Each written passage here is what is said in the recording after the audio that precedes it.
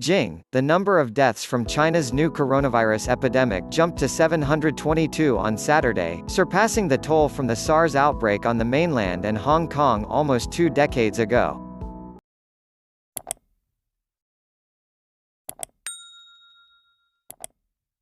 Another 86 people died from the virus, according to the National Health Commission, with all but 5 in hard-hit Hubei province, where the disease emerged in December.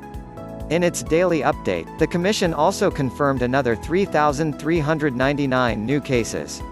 There are now more than 34,500 confirmed infections across the country.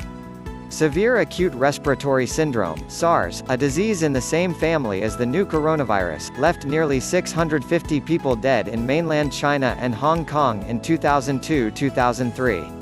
China has struggled to contain the current virus despite having placed some 56 million people under effective lockdown in Hubei and its provincial capital, Wuhan. Other cities far from the epicenter have also taken measures to keep people indoors, limiting the number of individuals who can leave their home. Friday's death of a 34-year-old Wuhan doctor who was punished for raising the alarm about the virus in December sparked an outpouring of grief and anger over the government's handling of the crisis. The virus has spread to 24 countries, prompting several governments to ban arrivals from China and urge their citizens to avoid traveling to the country.